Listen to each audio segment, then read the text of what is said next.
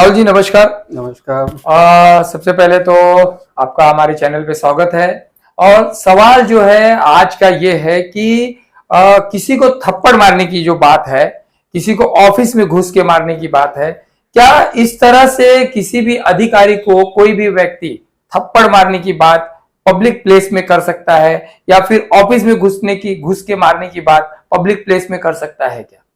सर्वप्रथम तो मैं स्वतंत्रता दिवस के दिन महानगर पालिका में कार्यक्रम के दौरान जो भी घटना हुई मैं उसका जाहिर निषेध करता हूं। और रही बात थप्पड़ मारने की, तो एक जनप्रतिनिधि एज अ आमदार अगर हितेंद्र ठाकुर ने कमिश्नर को और बाकी भी अधिकारियों को थप्पड़ मारने का बात करते हैं, तो ये एक जनप्रतिनिधि एक बाकी जनताओं के लिए एक एग्जाम्पल होता है। जो वो करेगा वही बाकी का पब्लिक फॉलो करेगी। तो कहीं हितेंद्र ठाकुर ऐसा मैसेज देना चाहते हैं कि हर किसी ने आयुक्त को थप्पड़ मारना चाहिए या हर किसी ने सारे अधिकारियों को गाली देना चाहिए। और सबको पता है कि हितेंद्र ठाकुर आज 30 साल से वसई विरार में राज कर रहे हैं, 30 साल से उनकी सत्ता है।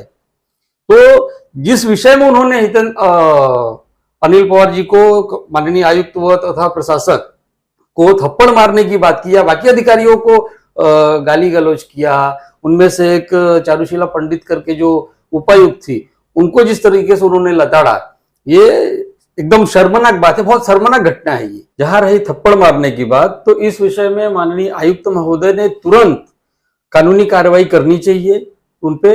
और जैसे एक आम कार्यकर्ता या आम दूसरी पार्टी का कोई भी नेता जाके ऊंची आवाज में बात भी करता है, तो उस पर हमारे वसई विरार महानगर पालिका के अधिकारी 353 की बात करते हैं और गुना दाखिल भी किया है कुछ कार्यकर्ताओं पे इन्होंने। तो ठीक उसी तरह इनपे भी इस तरह की कार्रवाई होनी चाहिए।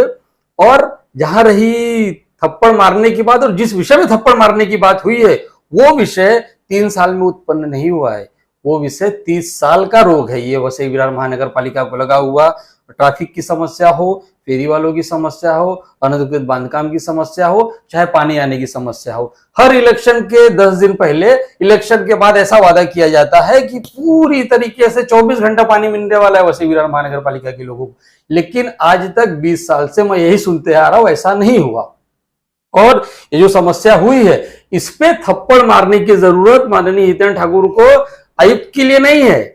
ये थप्पड़ इन्होंने इनके लोगों को मारना चाहिए, जिसको इन्होंने नगर सेवक बनाया, जिसको इन्होंने सभापति बनाया, जिसको इन्होंने महापौर और उप महापौर बनाया है। क्योंकि ये समस्या इनके राज में 30 साल में उत्पन्न हुई है। तो थप्पड़ मारने की जरूरत हितेंद्र ठाकुर जी को, इनके लोगों को है, ना कि आयुक्त या किसी अधिकारी को है।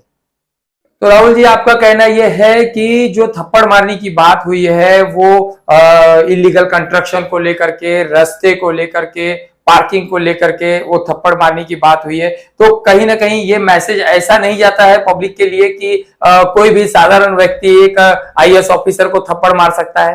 नहीं, वही तो मैं बोल रहा हूं ना कि थप्पड़ मारने की जिस विषय में बात हुई, जैसा आपने बोला अनधिकृत बांधकाम, अनधिकृत बांधकाम कौन कर रहा है, करा रहा है? इनके ही लोग है। पार्किंग की समस्या, फेरी वालों को कौन लगवा रहा है? इनके ही लोग है। पानी की समस्या, पानी के लिए इनके जितने वॉल खोलने से लेके और सारे निचले स्तर के जो कॉन्ट्रैक्ट पे कर्मचारी है, वो किसके लोग हैं? इनके ही लोग हैं। ठीक है। और रही सूर्या 2 MLD का जो भी पानी आया है अभी, ये पानी सेंट्रल गवर्नमेंट, स्टेट गवर्नमेंट के हिसाब से और बहुत पहले ही आना चाहिए था। इस काम में जो विलंब हुआ है वो भी इनके ही कारण हुआ है।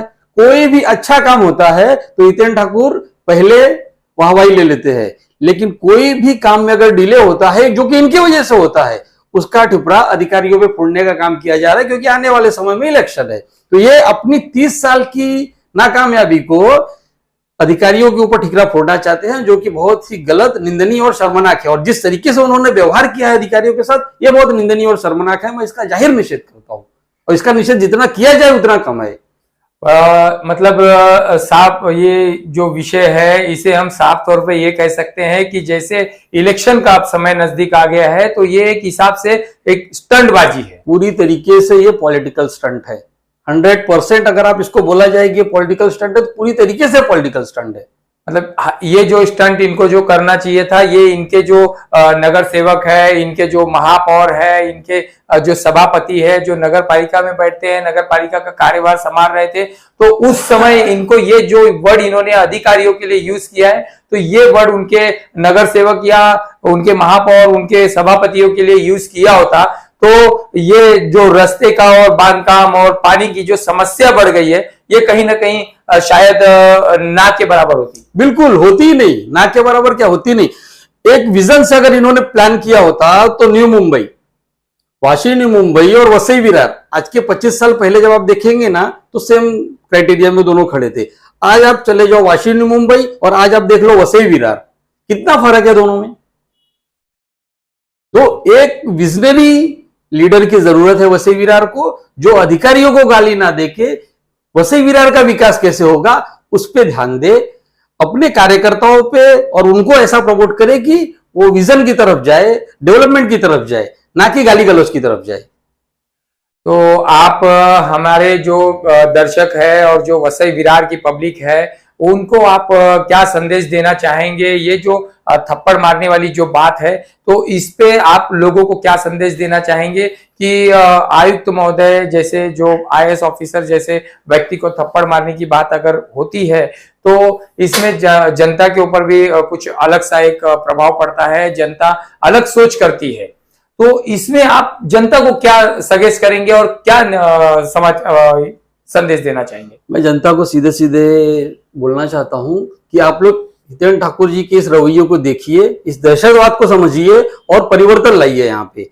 और उसी तरह मैं अधिकारियों को भी बोलना चाहता हूं कि आप लोग भी इस रवैये को देखिए और परिवर्तन के लिए और अच्छे नेता के लिए, या यहाँ पे परिवर्तन है, अच्छा काम हो, आप लोगों को तकलीफ ना हो, इसलिए आप लोग भी पॉजिटिवली सबका काम कीजिए। सिर्फ बहुजन विकास आघाड़ी का काम करेंगे, उनके लिए जेड फंड वसूली का काम करेंगे, तो इस तरीके का आपके साथ व्यवहार होते रहेगा। ठीक है राहुल जी, ओके, नमस्कार। नमस्कार।